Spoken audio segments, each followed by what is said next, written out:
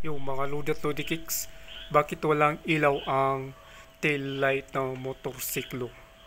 So yan po ang aalamin natin mga Lodi Kicks. So bago po ang lahat, subscribe, comment, like, and share po para updated po kayo sa ating mga videos. Salamat po. So ito mga Lodi Kicks, ito ang dahilan kung bakit walang ilaw ang tail light. So i-switch ko po muna. Ayan siya, makita natin dyan ang voltage ng baterya natin is mga 11. So kailangan yan para magkailaw ang headlight o kaya yung tail light, kailangan yung voltahe ng motor is 11 pataas. Kung 10 pababa, tiyak wala nang ilaw na po yung tail light.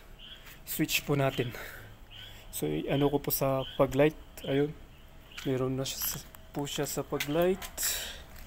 At ayun yung tail light po natin. Umilaw po siya, mga Lodi Kicks. Ngayon, ilagay ko sa headlight. Ayun, oh, umilaw yung headlight natin. At naku, walang ilaw yung namatay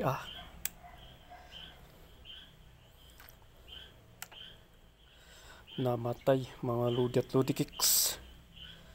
So ano kayang dahilan yan? Ayun, mabilis mag yung baterya. Baka grounded ito, kaya kasi hindi ko pa tinakpan yung mga ibang wiring dito.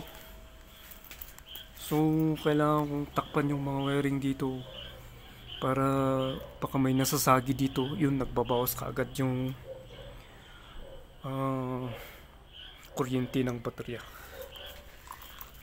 Kaya nakita natin, ayun, 10 volt siya, kaya hindi umilaw yung yung tail light po natin. Subukan nga natin sa pag light po yan.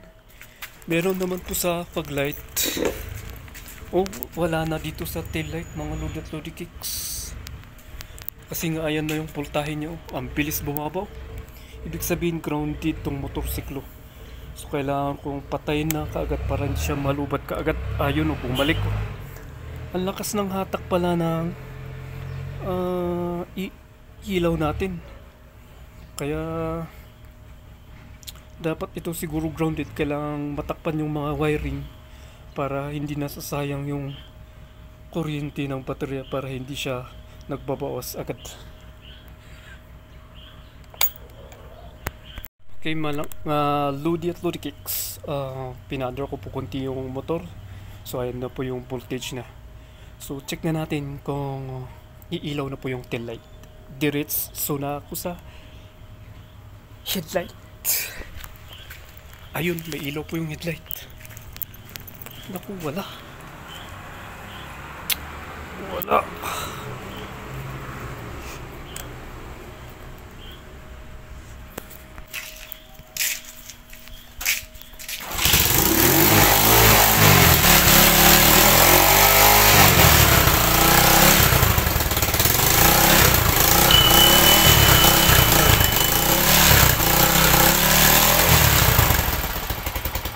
Pati isa.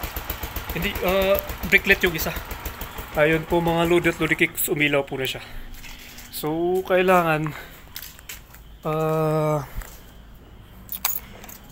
talagang ma-maintain yung 11 volts pataas nito para iilaw yung headlight saka yung tail light.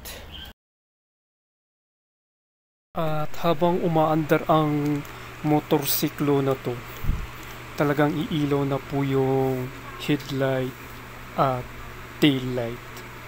Okay, subscribe, comment, like, and share po para updated po kayo sa ating mga videos.